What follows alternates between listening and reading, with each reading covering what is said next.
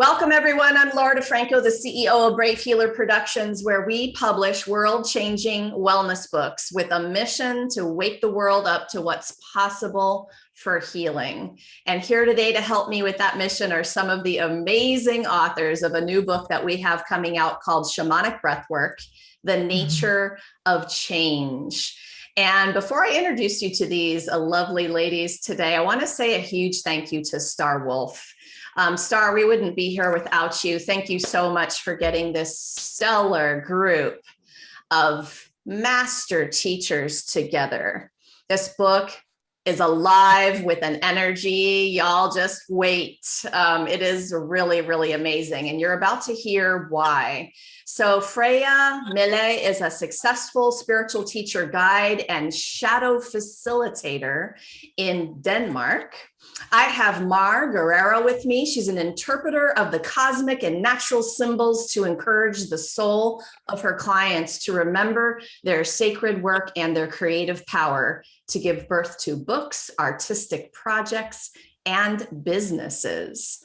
I've got Reverend Gayle Foss with me. I got to get it right this morning, you guys. Reverend Gayle Foss is a registered nurse, licensed alcohol and drug counselor, holds a master's degree in shamanic studies, former clinical director of 2 drug and alcohol treatment programs, works extensively with recovering trauma survivors, comes from a long line of seers, healers, and ghost whisperers, and uses her blended gifts and skills, including shamanic breathwork, in her private practice in Maine.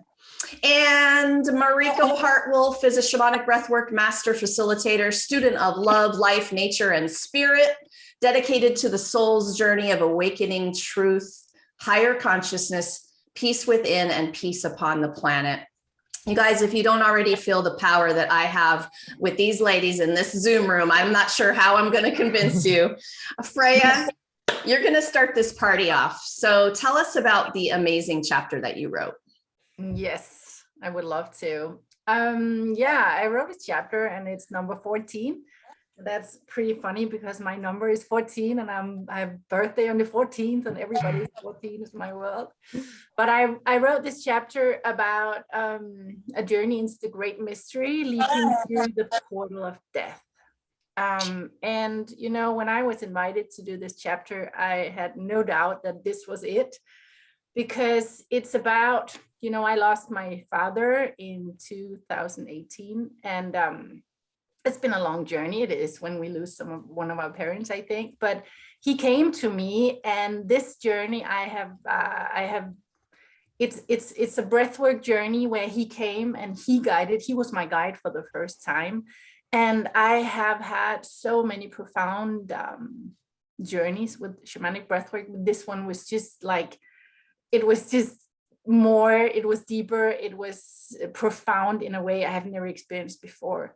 And you know, what is important for me with this chapter is the understanding, the medicine in it is, you know, the mechanism within us. How do we let go on such a deep level of everything? And you know, my father taught me that in the end of his life, because he was suffering to the end, and he asked me, how do I let go? I said, you can let go now, Dad. He was, but how do I do that? How do we do that?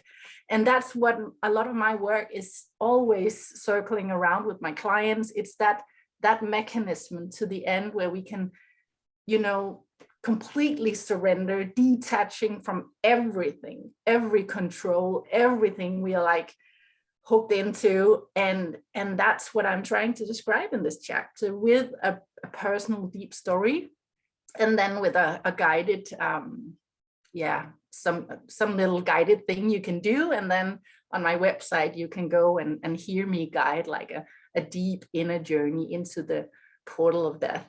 So yeah, that's it. I love hearing you talk about people asking how, because I remember a moment in my own healing journey where an instructor, master teacher, was talking about centering and grounding yourself and holding the space so that we could facilitate, you know, for somebody else.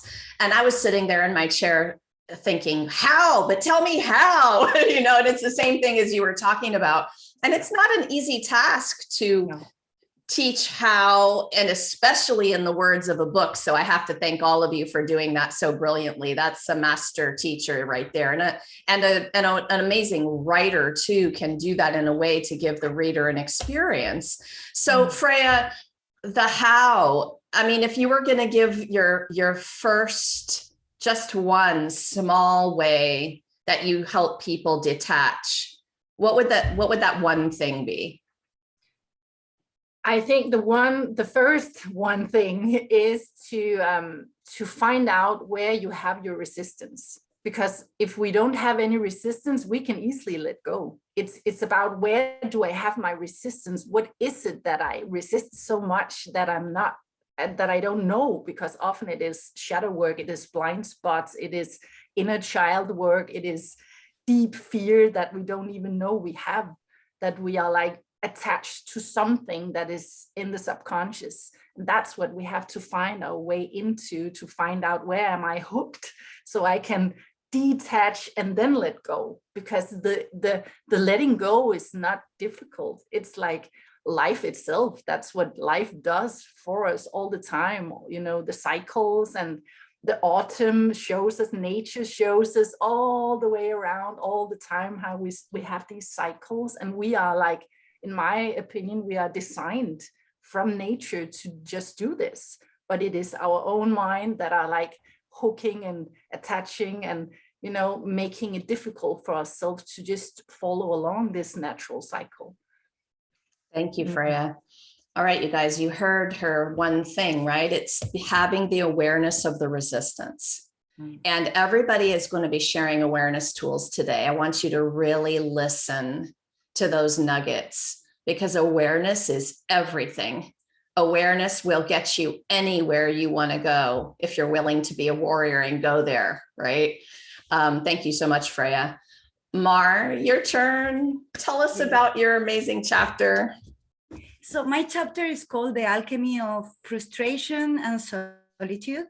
And another name could have been I Love You, Saturn. So I'm an astrologer. And when you have a strong Saturn in your chart, that I do, normally you have all these obstacles. So through breath work, I understood that started the way I was born. So my mother couldn't open up and I was like pushing and I couldn't. So in the breath work, I understood, okay, this is what it means to have a strong Saturn experience in myself, that will be always with me, but that is also a way to create in the reality. So Saturn also give us that frustration of all these obstacles in your life, also give you the wisdom of how nature works, sometimes how this 3D reality works. And breathwork has been very deep into understanding my life, my chart. So for me, like astrology and breathwork are totally weaved together, like there is no separation. And the way I want to help other people facilitate their sacred work into their life is through understanding that their wounds, their struggles is part of their medicine as well. And that was like the fight. And with the solitude, it was more with COVID. So I think 2019, I was in Teotihuacan doing breath work, and that was preparing me to be 2 years in like complete solitude, because it wasn't just COVID, it was being in Thailand, but my family in Spain, working only online 24/7. So that was another phase of Saturn, of like, how can I love myself so much that I'm connected. So at the end, the medicine is like, even if you're alone, we are all connected with earth and sky. And still I want to be connected with human beings, right? So it's like there is a part of, but there is this knowing that even if I'm alone, I will never be alone. You talked a minute ago about a 3D reality. So y'all, for people listening to this, hearing this language possibly for the first or second time, and just they aren't in depth in it, would you give us a brief, like, what do you even mean by 3D reality, and what's the difference between that and another kind? Yes, like for instance, in shamanic journeys, alter states, you see all this wonderful world that is very expansive and it's amazing. Everything is possible, but then when you bring it down to the everyday life, sometimes there is a struggle that is normally the struggle of any artist, that you cannot bring forward every idea that you have in that reality into this one. You need to choose, you need to sacrifice a little bit, at least for a while, right? Like it's one step. So it's living in, so it's like the shamans, they go to the alter state, and we are all shamans. So we go to the alter state, you come back, and then you bring the medicine for the people who is like next to you as well. So it's very tangible in a way. Yeah, so yesterday in an interview with Star and Nico, Star said the greatest altered state is love. And I hadn't really heard that said that way before, but I really love that. Thank you, Mar. Thank you for explaining it. And I know you all are explaining ideas that are feelings, which is difficult sometimes. It's such a unique experience for every person that has that experience. And so I appreciate your willingness to give that an explanation when sometimes it's really difficult. Gayle, are you ready to tell us about your amazing chapter? Make sure and unmute yourself. There you go. I'm unmuted. Yes, I am. And my chapter is chapter 17. And the name of it is Non-Ordinary Recovery, a Shamanic Initiation of Trauma and Healing. And as a person in recovery, I was living in my shadow world. I was living in the shadow world. And when I got into recovery, that was a powerful shamanic initiation. But when I began to heal, I began to see that I had been on a shamanic path all along. That my very first memory was a shamanic initiation, being taken to a Catholic orphanage with my sisters. And that in that moment, that is when I woke up. And I had a powerful, I don't remember what happened before then. I was barely 2. But I remember from that day is when my memory began and when my consciousness began. And the devastating, wrenching feeling of being left behind. And I can remember just the sense, I didn't even have the language for it, but the sense of everything is different now. I am in a different place, a different world. This is like everything that went before is gone. And my life has been a series of those. And, over time, as I began to find teachers, because I'm 71, I've had a long journey. I was a nurse, and my first job was working with women in labor and delivery and doing breath work with them so that they could alter their consciousness, lower their fear, and begin to find that center place that assisted the child to come forth. So that was my first powerful, intentional breath work. But I also remember as a child using the breath to quiet myself when I was afraid. So, and there was a lot of fear. And one of the things that one of my teachers said to me early in my deep, intentional spiritual walk was, what you fear is what you must face, because that is the portal to your next piece of life. And so the story that I tell in my journey, or in my chapter, which is part of my journey, is that whole journey looking back. Now, I have done a lot of breath work in different ways, medical breath work. I've done breath work with hospice patients passing over, working with their fear and the barriers that keep them strung into the material realm and afraid to go into what's next, and helping them to do resolution. I didn't have language for what that was. I just figured out it needed to be done, and I started doing it. it was downloaded. When I met Star Wolf, the power in that work just took me to, and I have a lot of psychic gifts, etc. But that took me to some realms where it began to be all integrated. The journey of my life, the purpose of the journey, all of that came out. Past life experiences that told me part of the reasons why I was chose the life I chose to build the gifts that I had to build. So my chapter just hits a bit on the flavor of that. But one of the most powerful things that I had to fight in my life was my head chatter.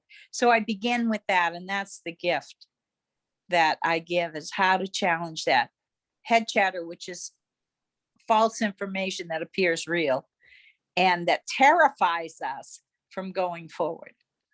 And that if we can challenge it, speak our truth to it, and affirm who we are in this now moment, we can overcome it. So, and I still have to do it. Don't we all, forever, right? Oh my goodness, thank you, Gayle. What you fear is what you must face. I heard that line. And also about the integration. I'm going to come around actually to all of you in a minute and ask you a little bit more about that. Thank you, Gayle. Mariko, let's hear about your amazing chapter. Yeah, so my chapter is chapter 16, and it's the title of the chapter is Baby, You Were Born to Breathe. And so Laura, when you asked us to come up with the title, that just kind of came through. And there's a lot of dimensions for that and with that. But I would say really now more than ever, we're really being called to breathe, and to breathe fully and deeply, and with life within perhaps our own personal lives, and with what's happening in the world. And sometimes it may feel overwhelming, or we get pulled and detoured in different directions. And so, or maybe we have stopped breathing. And I know for myself, there's many times during the day where I might stop breathing, or, there's certain places in childhood that I stopped breathing. And so the breath is such a beautiful gift to each of us. And it doesn't really care what we've done or what we haven't done, or what age we are, or what we believe in.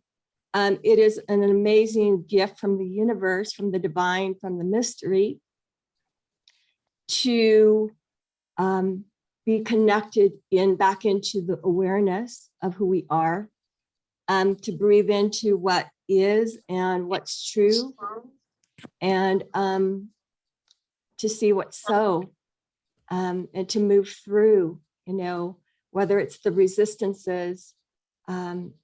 Freya, when you're talking about resistance, it just reminded me of the cycle. One of the initiations that Star has taught us is, the spiral path and the journey, and to even have the awarenesses of those cycles of change. And the resistance might be that cycle of earth where we're coming up against, and it's kind of a push-pull.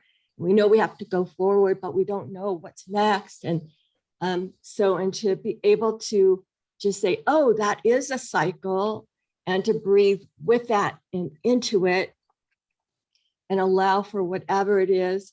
When we breathe, the rest kind of takes care of itself, but we have to breathe and come back into that connection, and then be informed by the mystery, and being informed by the magic. And we don't have to know how to fix it. We don't have to know how to change it, but to breathe and then be open to seeing what, or how to be informed. So I'm not sure if I rattled on. I love that. I love detach from the how. because that frees you up in a really interesting way if you can get yourself to do that, right? Mariko, what is that about? We want to know how, and we so overanalyze it. Mhm. Yeah. Mhm. Anything else you want to say about that? So I just want to say that, yes, I think there's a part of us that absolutely, we want to know how, we want to know what's next, and the breath and shamanic breath work provides a portal, provides a vehicle that we can breathe and allow and be informed to ride the wave. And in that, we may very well be surprised at what shows up, whether it's an awareness or an aha moment, or, repatterning a birth pattern, whatever it is, getting into an emotion and just being that witness, but also at the same time being with the fullness of the experience, in that healing, if you will. Yeah.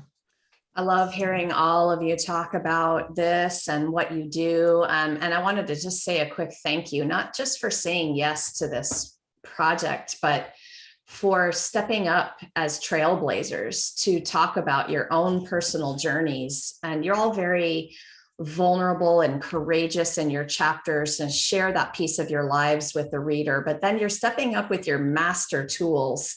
So listeners, oh my goodness, just wait for this amazing, profound toolkit. And so Gayle had said something about integration earlier, and I want to come around to everybody on this one with how I want to ask this in terms of shamanic breathwork. So actually, Mar, I'm going to start with you on this question.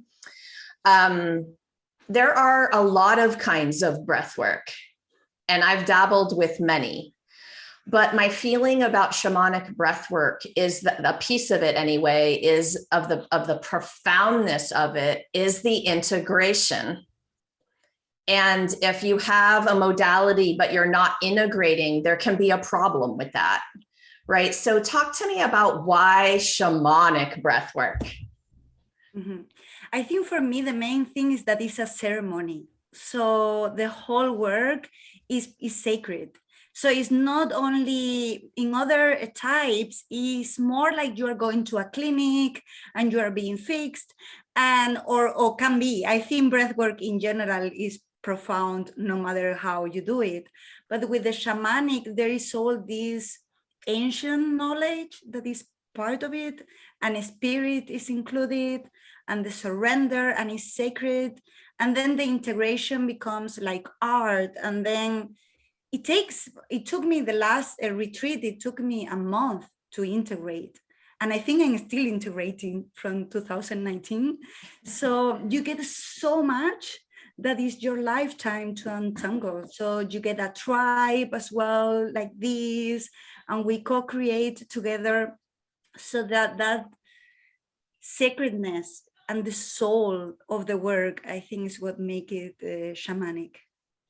Thank you, Mar. How about you, Gayle? What makes this different than other things you've tried? Well, I think all the breath work that I've done in the past, all different kinds, all had meaning for me. But the uniqueness of the shamanic approach is very archetypal, because it honors that just as a sapling grows and it has to grow the rings and it has bark, there's a pattern to movement and growth. And that's spiritual growth as well. And the spiritual path is a mystery. We can't, in our material realm, our brain is material. It's organic. It's not light, though light is in it. When we do the breath work, and when we do it in the pattern that she has identified and named, we start with the early childhood belief systems that were ingrained that are not true. Some of it's true, but some of it's not true. And we start with that, and then we move to the birthing away from that confined view of ourselves. And then we go into that birthing. And then out of that comes a freedom. And in that freedom, we begin to connect with a higher consciousness. We begin to connect, we begin to get downloads because we have freed ourselves from the restrictions of simply brain thought. And we have moved into a higher way of thinking. And it connects us to that. And I loved what she just said about it takes weeks to integrate all of the downloads because our brain has to catch up with what spirit has brought into us. And then from that, we began to see how past lives set us up for this life. We began to see a purpose that we may have chosen to come here to do that we didn't even realize, but we've been somehow mystically stumbling our way along that line. And so the power of it is the elegant identification that she has made of this pattern using ancient archetypal ways, but also using the science that has validated some of those ancient ways. So it's a very powerful how she ties the past with what we know in the present. And then she also projects helps us to project into the future that we actually, with the imaginal piece, we actually have the power to imagine something different and bring it into being. It's very powerful. I mean, it integrates the whole story. Y'all are going to hear the word powerful and profound quite a bit in these interviews. I know. Okay, Mariko, what do you want? She's a spiritual genius. Yeah. Okay. I like that. I like that label. Yeah. Mariko, what would you add to this? I know it's hard to go second, third, or fourth on these questions, but why shamanic breathwork for you? What's it been for you? Yeah, like Mar said and shared, for me, it is a ceremony and it's a dedicated sacred space and container. And in that, I would say for myself personally, I've spent a lot of my life out of the body. And because of fears, to be embodied. And so it's really a safe container to come back in because we already are spirit.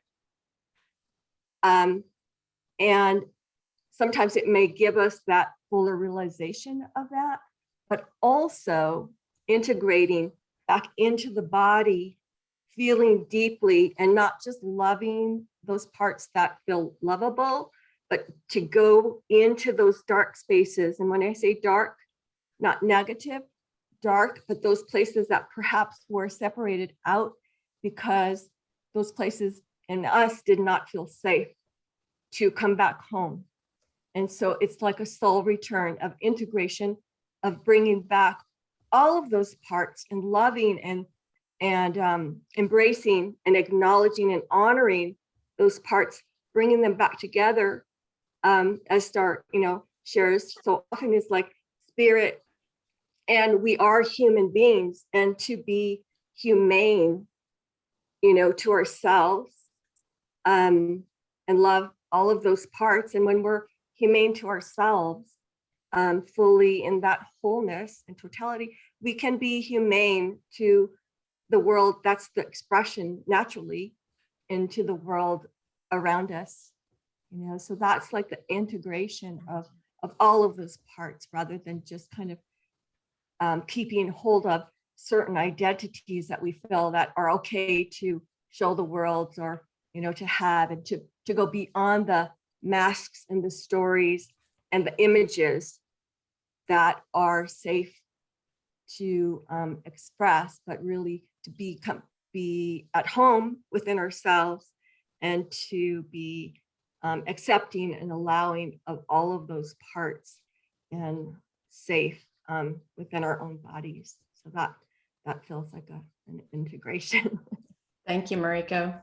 Okay, Freya, how do you want to answer this one? Well, what is it about the shamanic breathwork for you?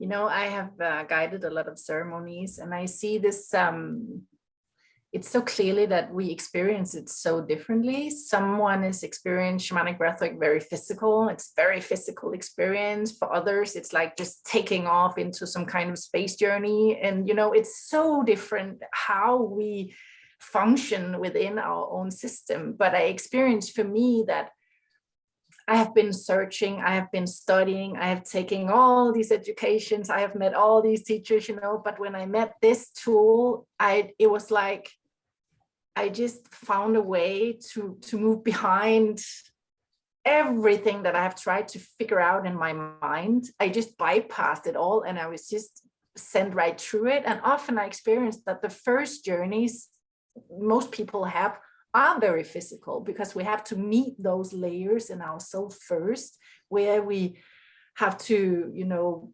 find some kind of comfort in breathing in that way and let go and surrender and all of that. And the more we are getting used to it and we're not afraid of it, and then suddenly we just take off, as Star Wolf always says, you know, breathe until you are surprised. And that's the way, and suddenly you're just, for me, it's like, because I'm very much, my mind is like my best tool in this world to see things, to see patterns, to see, and in these journeys, it's like my life in the real world is being mirrored and expanding to symbols within my inner.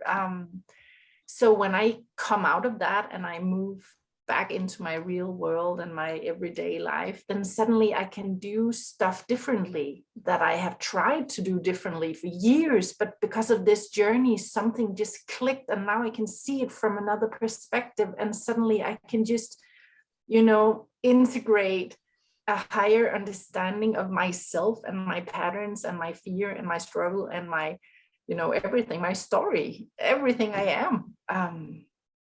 It's very beautiful. And it's just like, as I sometimes say to my clients, it's like 40 hours of therapy with a therapist you can do in one journey in breathwork, because you just move right through it and see it for yourself instead of someone having to ask all these questions. You just, the body knows the way.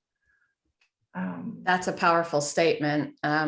Thank you for that, Freya. I'm going to repeat something you said a minute ago.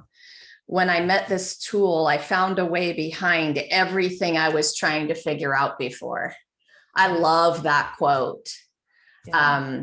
And I get it. And maybe listeners, you are having a clue that this is way more than just breathing. This is so big and so profound and can be a little scary, right? And I hope that we can at least help you feel curious today. Because if you can open up to the curiosity, that might be a stepping stone. Okay, so Gayle, I'm going to start with you for this next question. Our subtitle of this book is The Nature of Change. What has that meant to you personally? Wow. It's a big question, I know. It's a big question. What it means to me personally is I was filled with such a clarifying of what I came here to do, and just went home and started doing it. And I hadn't been able to figure out how I was going to do it. You know, I thought, I've got to do this. I've got to bring this to Maine. I set up a tent. In my backyard and did breath work.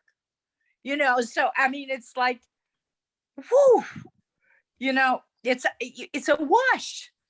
I bet you have more than a tent now, right? No, I have a tent. It's 30. Well, it's a little more than a tent. My husband built a great big platform for it. Okay. And you know, and so it sits upon that platform, and it's 32 by 20, and we set it up as the beautiful temple, and people walk into it and they go, "Oh my God!" But it just, as soon as I walked into her first thing, I said, "This is a temple. This is not just brick and mortar. And the creation, somebody mentioned the creation of the container, not just the physical container, but when you create intuitively the physical the container, it becomes the temple, because you intuitively know how to build a temple now. Any barrier to that, any other idea you have of church or anything else, you know, and it's very close to nature. And she has created a way of gathering people together and bringing them into the most chaotic experience that you can imagine, and coming out with such clarity. And there's a mystery in it, and a magic, and I experienced that and came through it. And I still have the mystery, but I don't have confusion. Mm. And those are different things. And I'm not afraid of the mystery today. Definitely. I love that. I still have the mystery, but I don't have the confusion. There's probably one or two people who would like to feel that way. Thank you, Gayle. Mariko, how about you on this nature of change? What has that meant to you personally? Yes, that is a big question. I would say where I go with that in this moment is the nature of change with every perception, within every moment of shift in awareness, that, you know, we are, life is change. And as we are shifting our perceptions, and perhaps even in a breath work where we might not have had access to an awareness prior to, but the light bulb goes on, in that moment, everything changes. In that moment of awareness, it's not just for that moment, but in our entire hologram, as we are so multidimensional, that everything in life can shift with just that shift of perception. And there's also those cycles of change. And as we learned in the training, in the shamanic healing initiatory process, the teaching of the nature of change and being aware of that has completely, from day one, altered my whole relationship with change, and accepting each of those parts of the cycle, which also mimic our birth process, and the elemental cycles. And there's, you know, that can be a whole day's discussion, but I want to just say, bringing that to awareness has shifted my entire relationship with the nature of change. You guys, I recognize that any one of these things we're talking about today, we could sit for hours and go after them in depth. And I appreciate your ability to, you know, really answer these questions from just your moment that you're in. And I know you are all masters at that, at being here now and allowing whatever the message is to come, right? And that is a ninja move of awareness. It really is. Y'all are amazing. Freyiia, how about you on this nature of change? What has it meant to you personally? You know, if I look at my life now, I met breathwork in just after my father died, when I was on a plane to Bali, and I met Levi, and that's where it all started. You know, when I look at who I was at that time and now, only 3 years later, I'm completely not the same person, or I am, but now I'm me. At that time, I was still just like a shadow of who I was, who I am here to become, right? And that just kickstarted. So everybody who's witnessing my life from the outside, they can see it in my physical appearance, my business, my flow, the way I live now, my new home, everything, my relationships, everything has changed from struggle to flow. That's the most easy way to say it, you know? It feels like when I look back and I remember all my journeys with breathwork, it's like some higher intelligence is like, if you have had one journey and then you have another, one is following after the other. It's like there's some kind of flow between all these journeys that you don't come up with yourself. It just happens. And I can see now that all these, also because we do the artwork and all these paintings I've done, is like just remembering of that journey. I remember one journey in Bali where I was taught my healer skills as a Pisces, because I have my Venus in Pisces. It was just so profound experiencing. I was playing with that, and ever since, that's been a gift I have with my fingers and the person I help. I was taught that in a journey, you know, and then it is my responsibility to bring that change that I experienced on a higher level in an altered state with me down into the 3D level and say, okay, so can I do this in real life? And I experience, yes, I can. So, you know, if a lot of people are tripping, as I'm saying, with a lot of spiritual work, but they don't do the integration work, then the change is like being a stagnation within you, because you don't bring it out and actually dare to do it and show yourself that you have changed. So you have some kind of responsibility in it. You have to do it. And that's often scary to move along. And, you know, I've changed my name. I've done everything. It's like a death and a rebirth from another version of me to who I am now. I can feel the passion and excitement in listening to you talk about this change, especially how other people from the outside are recognizing it everywhere. I've talked to a lot of people, especially with our interviews of this group of authors, who have said very similar things. And not only do I know I'm changing, but everyone else is noticing too. You can't help it. I mean, you're glowing, right? There's a glow, there's a vibe, and it is just laser beaming out from your center when these things are going on. I love it. And I also really think that what you said about, you know, you can just be tripping on these experiences, or you can actually integrate and do the work. That takes a warrior. Yeah. And I just wanted to repeat that one more time for our listeners, because we're in it for the real work of it, for that actual change and transformation to be in our normal walking around the earth lives. That actually is the hard work, you know? So anyway, you know, get me started on these topics, y'all. Mar, I want you to add into this one. What is that nature of change meant for you? Yeah, I love it, because I think as an astrologer is part of what it means to be an astrologer, is the cycles of cosmic cycles. And we are in such a turning of the ages, as my astrology teacher always say, who is also like shamanic astrology. And in this turning of the ages, we cannot not be who we are anymore. It's like it's necessary for all of us to connect with our power, because we are in these crossroads, right? Like, where do we want to go? Do we want to see more wars and battles? Do we want to destroy the earth? Or we want to create more love and connections and creativity? So it's like, it's our choice.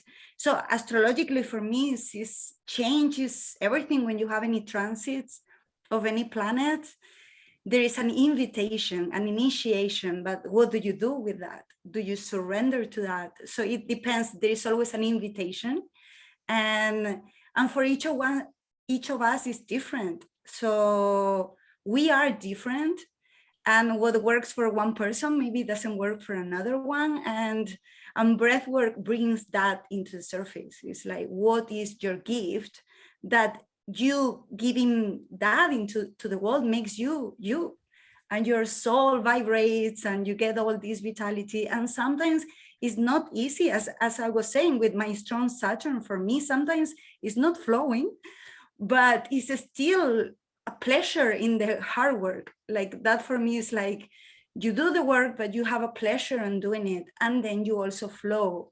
And it depends on the cycle, as Mariko was saying. If you are in an earth cycle, sometimes there is this, so it's not only like what Freyiia was saying, right? Like there is these cycles of like flowing and wonderful, but then we also have cycles of frustration and death and letting go, and they are all part of life. And that's the beauty of breathwork, that everything is included.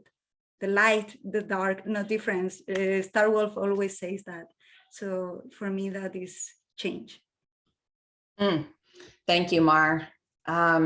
This is a beautiful place to close us out. You guys want to destroy the earth, or do you want more love? We want more love. And ultimately, that is what Star Wolf is about. Her wolf pack is about the authors of Shamanic Breathwork, the nature of change. That is what they are about in so many different ways. You've heard it today.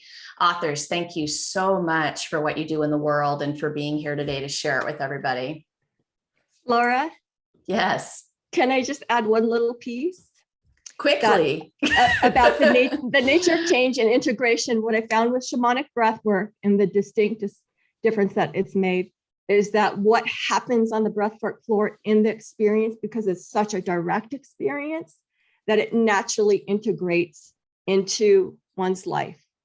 So I love that. All right. So listeners, you may have heard something today from one of these brilliant author master teachers that just really perked you up and woke you up a little bit, maybe had you curious. So go ahead and drop down into the show notes, because their websites are there for you. And these teachers and authors are very generously there for you. They want to connect with you. They want to offer their support, and go explore. They are up to a lot of awesomeness in the world. So I hope you will drop down there and check them out. And please, if you are around on March 21st at 2 p.m. Eastern, we're going to have our live stream book launch party for Shamanic Breathwork. I'm going to have all of the authors there, including our lead author, Star Wolf. And we're going to be doing some fun giveaways. You guys are going to find us on the Brave Healer Productions Facebook page, which is also hooked up down in the notes. And of course, if you're listening after March 21st, well, that means the book is ready. So you need to hop over to Amazon and grab your copy of this most amazing book.